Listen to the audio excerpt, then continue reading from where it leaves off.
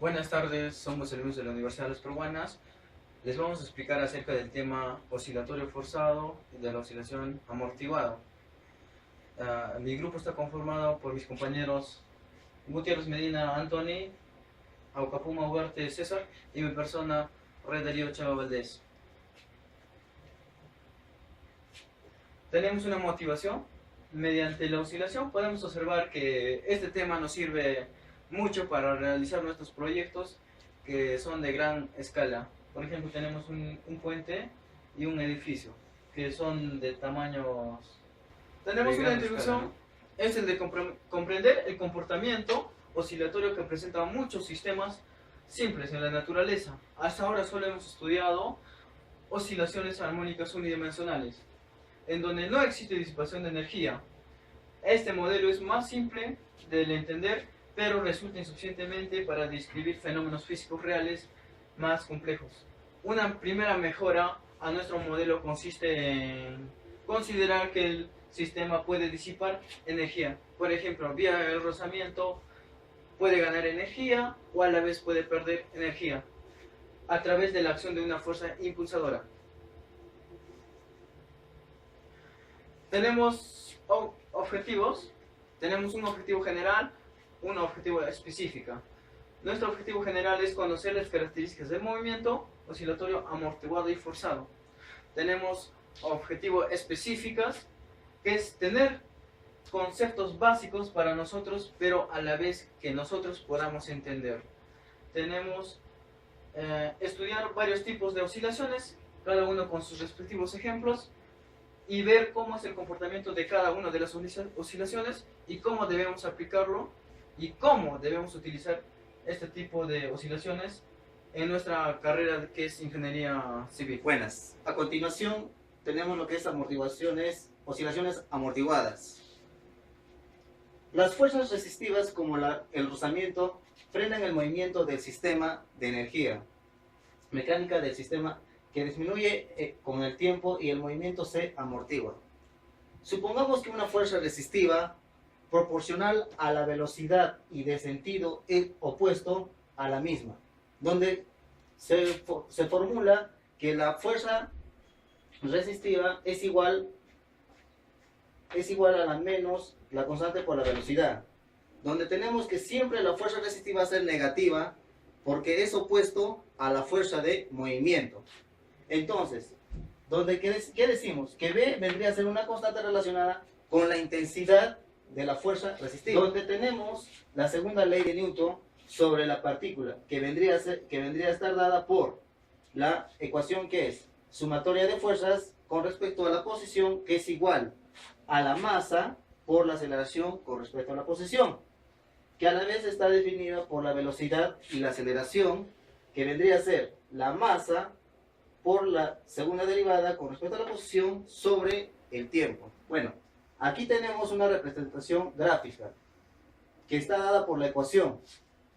La posición es igual a la amplitud por la exponencial elevada a la menos b, que vendría a ser la constante, sobre 2 veces la masa por el tiempo, por coseno de su ángulo, que vendría a ser la frecuencia angular por el tiempo más el ángulo de fase, que vendría a formar, como comento, la gráfica, que vendría a ser un oscilador subamortiguado, donde cuando la fuerza resistiva es relativamente pequeña, el carácter oscilatorio del movimiento se conserva, pero la amplitud de la vibración disminuye con el tiempo y el movimiento en una última instancia cesará. En esta parte tenemos lo que es oscilaciones críticamente amortiguadas y sobreamortiguadas, donde definimos la frecuencia natural, que está dada por esta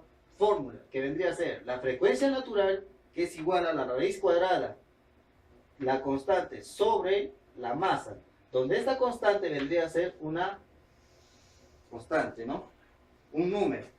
Entonces, podemos escribir la frecuencia angular de vibración del oscilador amortiguado de esta manera, que nace esta ecuación, que vendría a ser la frecuencia angular, que es igual a la raíz cuadrada donde sería la frecuencia natural al cuadrado menos b, que vendría a ser una constante, sobre 2 veces la masa, todo elevado al cuadrado. Y tenemos que a medida que la fuerza resistiva se aumenta, las oscilaciones se amortiguan con mayor rapidez. Cuando B alcanza un valor crítico, tal que tenemos que B vendría a ser el valor crítico sobre 2 veces la masa, que es igual a la frecuencia natural, donde vendría a ser un oscilador críticamente amortiguado. Y a su vez tenemos el sistema que ya no oscila más, vuelve a la posición de equilibrio, siguiendo una exponencial. Si el medio es tan viscoso, tenemos esta fórmula que vendría a decirnos que la frecuencia natural debe ser menor que la constante sobre 2 veces la masa, donde a su vez vendría a ser el oscilador sobre amortiguado. Bueno, a continuación tenemos una representación gráfica que está dada por lo que es la oscilación críticamente amortiguado y el oscilador sobre amortiguado. Gracias a eso tenemos este tipo de mi nombre es José Miguel Medina y en esta oportunidad me ha tocado exponer oscilaciones forzadas. Una pequeña definición. La energía mecánica de un oscilador amortiguado disminuye con el tiempo. Es posible compensar esta pérdida de energía aplicando una fuerza externa que realice un trabajo positivo sobre el sistema. La amplitud del movimiento permanece constante si la energía que se aporta en cada ciclo de movimiento es exactamente igual a la pérdida de energía mecánica en cada ciclo, debido a las fuerzas resistivas. Ejemplo de un oscilador amortiguado al que se le comunica una fuerza externa que varía periódicamente con el tiempo. Es decir, que una fuerza en función al tiempo es igual a una fuerza constante por el seno de la frecuencia angular externa. Tras un periodo de tiempo suficientemente largo, cuando el aporte de energía por cada ciclo que realiza una fuerza externa igual a la cantidad de la energía mecánica que se transforma en una energía interna en cada ciclo, se alcanzará una situación de estado estacionario. Como vemos acá tenemos una ecuación que vendría a ser la posición con respecto al tiempo, que va a ser igual a la amplitud por el coseno por la frecuencia angular por el tiempo más el ángulo de fase, donde un oscilador forzado, la partícula vibra con frecuencia de la fuerza externa. También tenemos una ecuación para hallar la amplitud, que va a ser igual a la fuerza sub 0 sobre la masa, todo eso sobre la raíz cuadrada de la frecuencia angular al cuadrado, menos la frecuencia natural al cuadrado, todo eso al cuadrado, más la constante por la frecuencia angular, todo eso sobre la masa, todo eso al cuadrado. También tenemos otra ecuación para hallar el ángulo, vendría a ser la tangente del ángulo, que va a ser igual la constante por la frecuencia angular, todo eso sobre la masa, por la frecuencia natural al cuadrado menos la frecuencia angular. La amplitud del oscilador forzado es constante para una fuerza externa dada por estas ecuaciones. Y de las anteriores ecuaciones obtenemos la siguiente gráfica, la cual nos indica que la amplitud se incrementa al disminuir la amortiguación. Cuando no hay amortiguación, la amplitud del estado estacionario tiende al infinito. En la frecuencia del oscilador forzado es constante para una fuerza externa dada. Si la amortiguación es pequeña, la amplitud se hace muy grande, cuando la frecuencia de la fuerza externa se aproxima a la frecuencia propia del oscilador. Al drástico incremento de la amplitud cerca de la frecuencia natural se le denomina resonancia, y la frecuencia natural del oscilador se denomina también frecuencia de resonancia. A continuación les vamos a mostrar una aplicación del puente de Tacoma, donde nos muestra un tipo de oscilación y el derrumbe de este puente. Brevemente vemos acá la oscilación en forma repetitiva que viene dando de abajo hacia arriba, como vemos en este video. Cuando empezaron a inaugurar, apenas se inauguró este puente, empezó a oscilar en forma repetitiva. Y a los 4 meses el puente colapsó porque los ingenieros hicieron un mal cálculo y despreciaron la fuerza del viento. Solo ocurrió, el viento vino a 64 kilómetros por hora, no fue tan intenso el viento, y ellos no consideraron la fuerza del viento. A causa de eso vemos las consecuencias y una pérdida millonaria que se obtuvo en este proyecto.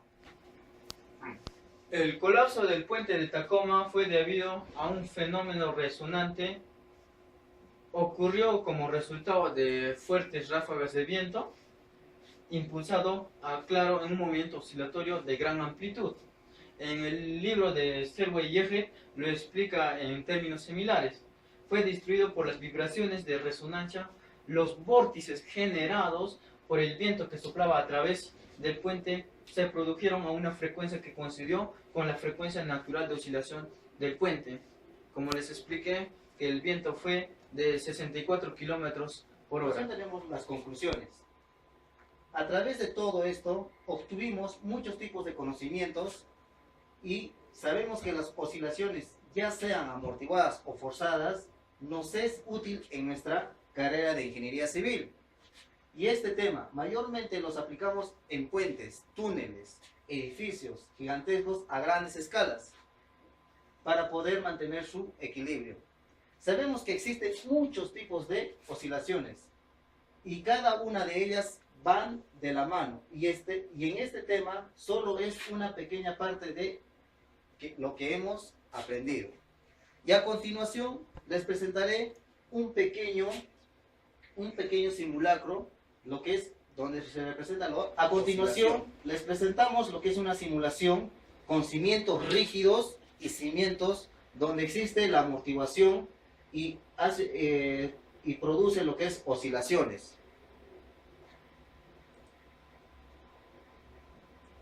Como vemos, como les comentaba, y vemos lo que es los cimientos rígidos, existe en esta simulación que vendría a ser el edificio, A, y en este caso tenemos el otro edificio que vendría a ser el edificio B, que tiene amortiguación. Y gracias a esa amortiguación que está formada por oscilaciones, vamos a ver cómo un edificio rígido va a vibrar más que un edificio con amortiguación. Como vemos, como les comentaba, ahí tenemos el edificio rígido, la prueba donde cómo funciona, ¿no?, la amortiguación en un edificio con una base donde está trabajando las oscilaciones. Bueno, como vimos en la simulación, tuvimos un edificio rígido y un edificio con amortiguación, que gracias a eso el edificio está equilibrado y está hecho contra sismos. A continuación les presentaremos un pequeño video, algo más real, a grande escala, que se va a mostrar dónde está funcionando unos resortes, y se verá cómo es realmente la oscilación. Erguido y orgulloso frente a la costa de Dubái, se levanta uno de los edificios más asombrosos del planeta. Con 321 metros de altura, supera la Torre Eiffel. Es el hotel más alto del mundo y seguramente el más lujoso. Una estructura diseñada para asombrar. Su nombre, Burj Al Arab, significa la Torre Árabe. Pero surgió un problema. Si el exoesqueleto era demasiado ligero, los vientos que soplan a 300 metros sobre el Golfo podían afectar al edificio. Y si la estructura fuera demasiado robusta, afectaría la elegancia del diseño en forma de vela. Una vez más, Wright chocó con los ingenieros que velaban por la seguridad de la torre. Cuando se diseña por primera vez un edificio más alto que la Torre Eiffel, hay que asegurarse de hacerlo bien. La estructura es tan poco habitual que por primera vez en la historia de Dubái, los ingenieros deciden realizar pruebas en un túnel de viento. El ingeniero eólico, Volker Budgereit, sabía que Burj Al Arab era un edificio único. Antes de esta torre, la mayoría de los edificios del Golfo tenían formas bastante ortodoxas. Eran cuadrados o rectangulares. Y en esa época pareció una locura tener que efectuar pruebas en un túnel de viento para construir un hotel. Pero para esa clase de estructura era esencial. El túnel de viento simuló los efectos del viento del Golfo a escala 1,50. El edificio soportaba una fuerza considerable, el doble que en Londres. Medimos las succiones, que eran del orden del peso de un coche colgando de un panel del edificio, que es algo inaudito. El túnel del viento arrojó resultados que podrían amenazar por completo a la torre. Cuando estudiamos el diseño, enseguida nos preocupó un fenómeno llamado vorticidad. La vorticidad es la pesadilla de los ingenieros.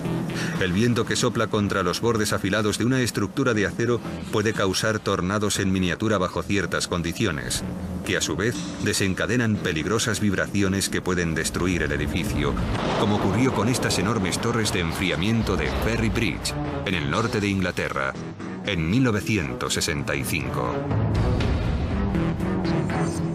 Los ingenieros tenían que encontrar la forma de proteger Burj Al Arab.